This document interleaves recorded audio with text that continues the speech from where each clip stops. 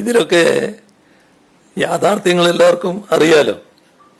ഇപ്പോൾ ഗോവിന്ദൻ മാഷ് കഴിഞ്ഞ ദിവസം പറഞ്ഞ കാര്യങ്ങളെക്കുറിച്ച് തെറ്റിദ്ധാരണാജനകമായി വാർത്തകൾ വന്നു എന്ന് കണ്ടപ്പോൾ അദ്ദേഹം തന്നെ വസ്തുതകൾ എന്താണെന്ന് വിശദീകരിച്ചിട്ടുണ്ട്.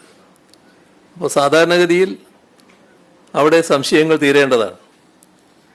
ഇപ്പം നമ്മുടെ നാട്ടിൽ എല്ലാവർക്കും അറിയാവുന്നൊരു കാര്യമുണ്ട്. സി പി ഐ രാഷ്ട്രീയം എവിടെയും തുറന്നു പറയാറുണ്ട്, അതങ്ങനെ മറച്ചു വെക്കാറില്ല. എത്ര വലിയ ശത്രുവായാലും ആ ശത്രുവിൻ്റെ മുന്നിലും തലകുനിക്കാതെ രാഷ്ട്രീയം പറയാൻ കെൽപ്പുള്ള പാർട്ടിയാണ് സി പി ഐ എം. മാത്രമല്ല, സാധാരണഗതിയിലുള്ള രാഷ്ട്രീയ പ്രവർത്തനം ശത്രുവിൻ്റെ മുന്നിലും നടത്തുന്നതിനും ഞങ്ങൾ അറച്ചു നിൽക്കാറില്ല. ഇവിടെ ശത്രുവിൻ്റെ ആക്രമണങ്ങൾ പലതും ഞങ്ങൾക്ക് നേരെ വന്നിട്ടുണ്ട്.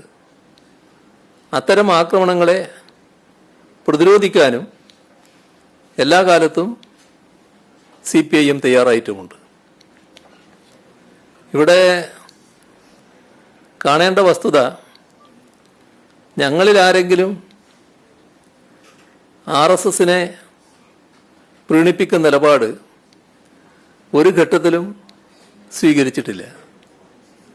ഇവിടെ RSS ആരാധിക്കുന്ന ആൾക്കാരുടെ ഫോട്ടോ വെച്ച കാര്യം നേരത്തെ പറഞ്ഞല്ലോ.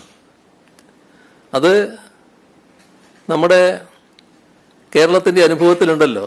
അത്തരം ചില ഫോട്ടോകൾക്ക് മുന്നിൽ ചിലർ താണു വണങ്ങിയ നില കേരളം കണ്ടതാണല്ലോ. അങ്ങനെയൊന്നുമുള്ള നിലപാട് സ്വീകരിക്കുന്ന പാർട്ടിയോ പാർട്ടിക്കാരോ അല്ല സി പി ഐ എമ്മും സി പി എംകാരും. ഇവിടെ തലയുയർത്തിക്കൊണ്ട് തന്നെ കോൺഗ്രസിനെയും BJP യെയും ലീഗിനെയും ചെറുക്കാൻ ഞങ്ങൾ തയ്യാറായിട്ടുണ്ട്. അത് ഞങ്ങൾ ഒരു കാലത്തും ഒരു ഭാഗത്ത് ഒരു വർഗീയ ശക്തിയും മറ്റൊരു ഭാഗത്ത് മറ്റൊരു വർഗീയ ശക്തിയെയും ഒന്നിച്ചു നിർത്തിക്കൊണ്ട് മുന്നോട്ട് പോയിട്ടില്ല. ഒരു വർഗീയതയെയും ഒന്നിച്ചു നിർത്താൻ ഞങ്ങൾ തയ്യാറായിട്ടില്ല. എല്ലാ വർഗീയതയോടും വിട്ടുവീഴ്ചയില്ലാത്ത സമീപനമാണ് ഞങ്ങൾ സ്വീകരിച്ചിട്ടുള്ളത്. ഇവിടെ LDF ഈ അവസരവാദപരമായ നിലപാട് സ്വീകരിക്കുന്ന കോൺഗ്രസിൻ്റെയും ലീഗിൻ്റെയും നിലപാടുകളെ നല്ല രീതിയിൽ നേരിട്ട് പരാജയപ്പെടുത്തി മുന്നോട്ട് പോകുന്ന കാഴ്ചയാണ് കാണാൻ സാധിക്കുക. നമ്മുടെ കേരളത്തിൽ പല അനുഭവങ്ങളുണ്ടല്ലോ. ഇപ്പോൾ കോലീബി സഖ്യം, അത് നമ്മുടെ നാടിനുണ്ടായ അനുഭവമാണല്ലോ. ജമാഅത്തെ ഇസ്ലാമിയുമായി ചേർന്ന് നിന്നുകൊണ്ട് ഞങ്ങൾക്ക് നേരെ കോൺഗ്രസ് കളിച്ച കളിയും ഈ നാട് കണ്ടതാണല്ലോ. അതെല്ലാം ആർക്കെങ്കിലും പെട്ടെന്ന് മറന്നുപോകുന്ന ഒരു കാര്യമല്ലല്ലോ.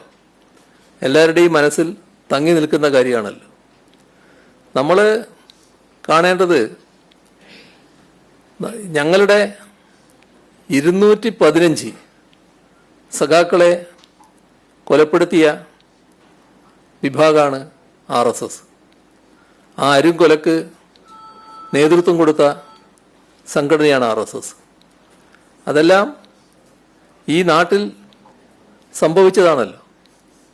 ഈ 215-ൽ ഏതെങ്കിലും ഒരാളുടെ കാര്യത്തിലെങ്കിലും കോൺഗ്രസ് RSS ചെയ്തത് ശരിയായില്ല എന്നെങ്കിലും പറയാൻ തയ്യാറായിട്ടുണ്ടോ?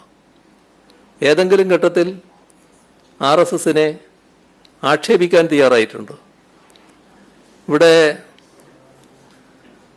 RSS ശാഖക്ക് കാവൽ നിൽക്കലായിരുന്നു അന്നേരം ഞങ്ങളുടെ പണിയെന്ന് പറഞ്ഞത് ആരായിരുന്നു?